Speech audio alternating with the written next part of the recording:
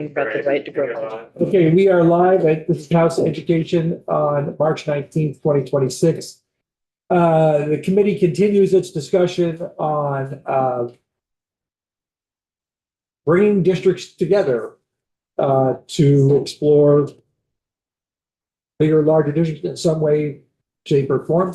We have some testimony today that takes a look at some of the numbers among sort of potential a potential merger to just get a sense of like, okay, on the ground, what does some of this stuff mean? So anyway, I'm going to turn it over to our speaker and his presentation. Whenever you're ready, Ryan, to introduce yourself, and the floor is yours. Okay. Hi, everyone. Good afternoon, members of the House Education Committee. For the record, my name is Ryan Harity, and I am the superintendent of the Lamoille South Supervisory Union, representing the towns of Elmore, Morristown, and Stowe. I also serve as a trustee for the Winooski Valley region, and I am speaking today on behalf of the Vermont Superintendents Association. Thank you for the opportunity to testify and for your work on behalf of Vermont's children and communities. I was asked to describe the short-term costs associated with district mergers and to provide some nuance and context for your consideration. My testimony is grounded in the timelines and expectations in Act 73 and in financial data from the supervisory unions I will reference today. I want to be transparent that these figures rely on several reasonable assumptions, in that fully understanding the financial implications of a large-scale governance shift would require much more detailed modeling. For example, in estimating the cost of leveling up salaries, I used the average teacher salaries. In reality, longevity and step placement will affect the actual cost, and each employee would need to be placed on the appropriate step to determine a precise figure. In addition, collective bargaining agreements contain other provisions with financial implications, such as paid holidays, parental leave, continuing education reimbursement, and coverage pay for other teachers. I was not able to fully quantify that in the time available. So the core issue is what drives merger costs. For today's purposes, I will focus on the tentative financial impact of merging the three supervisory unions served by the Green Mountain Tech and Career Center. This is Lamoille South, Lamoille North, and Orleans Southwest. They're the three areas that I'm most familiar with and the areas I was able to get data in. As you know, employee salaries and benefits account for nearly 80% of most district budgets. So changes in compensation will drive much of the short-term cost of consolidation. The most immediate and significant fiscal impact will come from aligning salaries and benefits across newly merged districts. Act 73 lays out a transition schedule in which new district boundaries would take effect on July 1st, 2026, and new districts would assume full responsibility for students on July 1st, 2028. That 2-year window is not cost neutral. It would require a transitional administrative structure, a superintendent, finance director, special education director, curriculum director, and various additional administrative and legal supports to do the work of merger implementation while the existing districts continue to operate. It is estimated to have an impact of at least $1 million over a 2-year period. It should also be noted that the foundation formula modeling shared with the House recently indicated that a joint Lamoille South and Lamoille North school district would see a loss of 4% in the overall funding from the foundation formula. Most likely, this would need to be made up with supplemental spending, which may add additional transitional costs. I just want to pause right there and throw in some very necessary caveats. That modeling did not include decisions on special education, CTE, and many other things. Yeah, the weights in it, Yeah, it was based on unweighted Okay. things. So, anyway, Thank you for that context. So first, I'd just like to take a look at the negotiated agreements between the three supervisory unions. We know pay equity is important, and educators deserve fair and competitive compensation. This is also complex when taking into account cost of living adjustments and other benefits. Creating true pay equity across districts takes careful planning and research. Based on data collected yesterday from the 3 supervisory unions, the current picture for teachers is as follows. What you'll notice immediately is that there's some pretty significant pay differences between the 3 supervisory unions. Where Lamoille South is a benchmark, the average teacher salary is around $80,000. You'll see Lamoille North is around $68,000 and Orleans Southwest is closer to $60,000. So again, using that average teacher salary, this equates to about $5.5 million in leveling up costs. And you're leveling fully up to the highest salary schedule of the 3 collective bargaining agreements? Yes, sir. Yep. Great. Representative Quigley has a question. Math question. Because as you'd mentioned before, it's a little more complex, maybe because of years of service and where people are on the step. So this is just the overall average, taking nothing else into consideration, right? Yep. This is, takes definitely some general assumptions, and to get an accurate number, you really would have to do teachers individually and place them on the scale. Okay, thank you.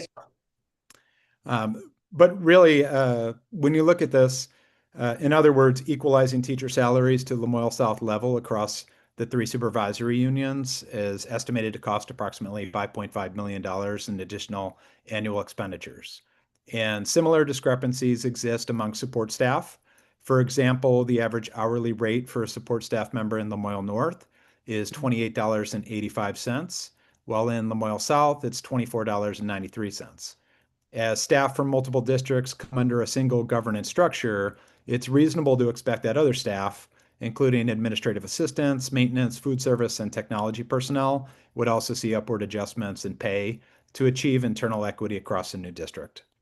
So none of that has been included in this number. These increases in wages and salaries also have long-term implications for the pension system.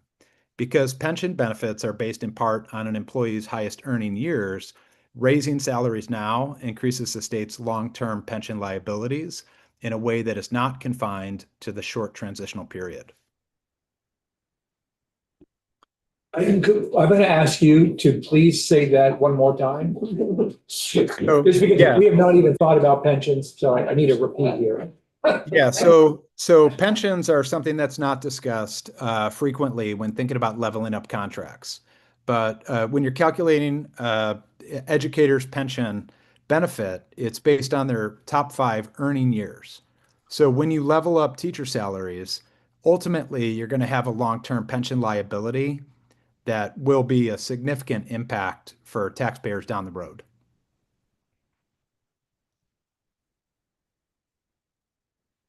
Maybe we should get some testimony from the treasurer. I don't know how far down that road we want to go. I think the point is made. Yeah. And then looking at additional transitional costs. So again, the 2-year transition is not cost. Ryan, if you don't mind, I'm sorry, I'm going to interrupt. Of course. It's fair to say that the assumptions that you're giving us also assume equal staffing levels. In other words, if a merger leads to fewer employees, that neutralizes some of these costs. Yes, agreed. However, if you have fewer employees, you will have less people paying into the pension system. So there is another unintended consequence of reducing your overall FTEs. Our pensions?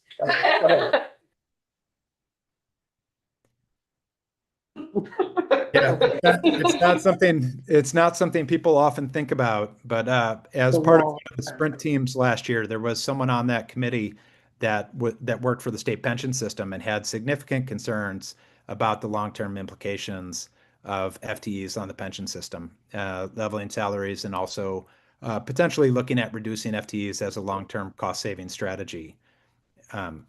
So I do think it's worth exploring more. Regarding additional transition costs, so the 2-year transition is not cost neutral. This work includes merging and bargaining contracts, designing coherent new budgets, aligning curriculum and instructional systems, integrating student information, and financial systems, and ensuring compliance with numerous federal and state requirements such as title grants, continuous improvement plans, and special education mandates. Because this transitional team would be layered on top of the current governance structures, we estimate that the added cost for 2 years of transitional administration could be upwards of $1 million for each new district. In short, while there may be long-term goals associated with consolidation, the near fiscal reality is that aligning salaries and benefits and funding the transition work will create substantial front-loaded costs. My goal today is not to argue for or against consolidation, but to ensure that as you deliberate, the short-term costs are visible and fully considered alongside any projected long-term benefits. As Vermont considers reform, 2 key questions should consistently be at the center of our conversations. Will this improve the quality of education for our children, and will this stabilize property taxes?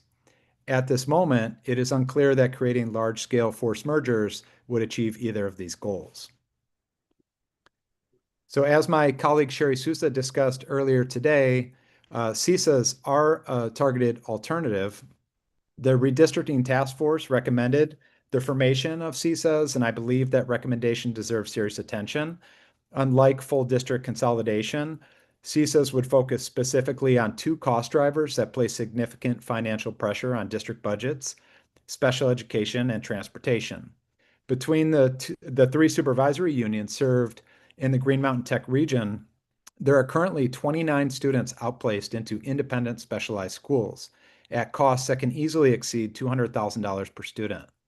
As noted in the recent AOE Special Education Report, over the past 6 years, extraordinary costs have accounted for nearly half of the growth in total special education spending. CESAs have the potential to reduce those costs significantly, and more importantly, to bring specialized programs closer to home and deliver services to children more quickly than the current system allows. This approach is realistic, timely, and directly targeted at the costs that matter most. I respectfully urge the committee to examine it alongside any consolidation proposal. I thank you again for your time and for your commitment to Vermont students and communities. Thank you. Ryan, thanks for sort of doing some on the ground. Here's what happened if we did this. I will say it occurs to me that these are costs that exist whether we sort of go through a voluntary merger process as we did with Act 46 or not, although sort of a self-grown discussion can address these things on a more absorbable fashion.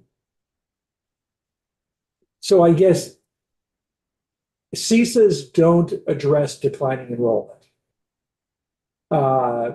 CESAs don't address school construction necessarily. And so,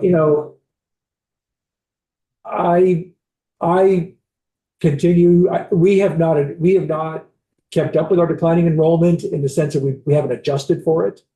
And I guess short of merging governance structures so that you have scale and ability to sort of maneuver in what will likely be a world of new funding. I would say that if we did nothing, I'm not sure we can necessarily stop the foundation formula train. How do we deal with this? Yeah, I do commend the legislature for some of the language that was added into Act 73. I think the class size minimums that were put into law, although I disagree with the 3 grade span because it impacts our Elmore School, which actually is a relatively low spender and high performer. But there were, I think, the class size minimums give districts a lot of leverage as far as making good decisions around making some staffing adjustments to account for some of those declining enrollments. I do think that there's policy decisions that could be made that really look at schools individually and identify schools that are providing a high quality education that are viable and schools that are not. I don't necessarily think that pushing those decisions to a new, larger governance structure is the best way to do that. I think that communities oftentimes will make those decisions when they're in the best interest of the children that they serve. I think what we lack oftentimes in Vermont is transparent and timely data and information that our communities can use to make those decisions. I think it's very hard right now for communities and board members to know even simple things like how much they actually spend per pupil, how much of that money is dedicated to instruction, what their FTE numbers are per school compared to other schools, how their students are performing on academic measures, what their climate survey data looks like. I think those are all things that can be easily remedied that could have a huge impact on our system and help communities make much better decisions about the sustainability of their schools.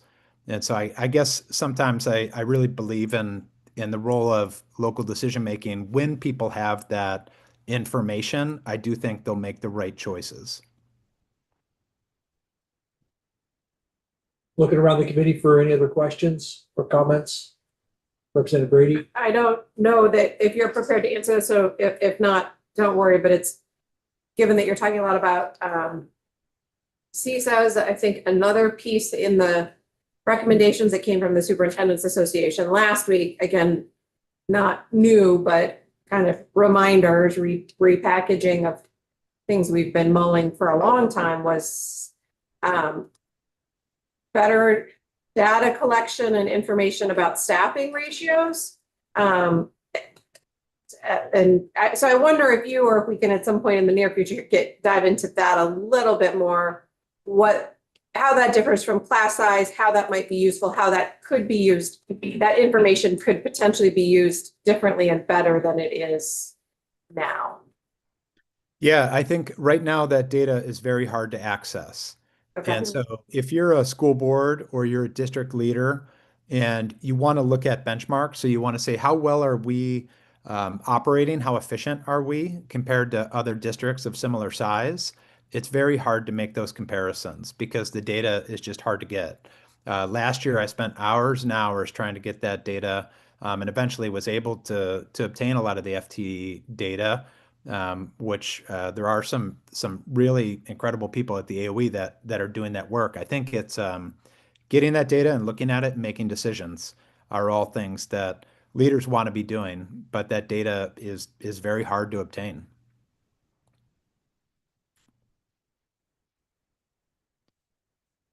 One thing Yeah, go ahead, Brian. I was just going to say one thing that I found very beneficial when I worked in Massachusetts as a principal down there is that they have a data system that's very timely and informative and creates cohorts. So what it does is it shows if you are in a district that has a size of, let's say, 1,500 students and has a certain demographic, they will compare you with 10 other districts of the exact same size. And they will show how those other districts perform on different key measures, how much money they spend, what their FTE ratios are. And you can look at that data and it really helps gauge, what we would do at times is find districts that were performing very well in one area. And we would go visit those schools and talk to those leaders and get lessons that we could bring back. And I just find it's very hard to get that data for improvement in Vermont. And it's something that I know a lot of leaders struggle with.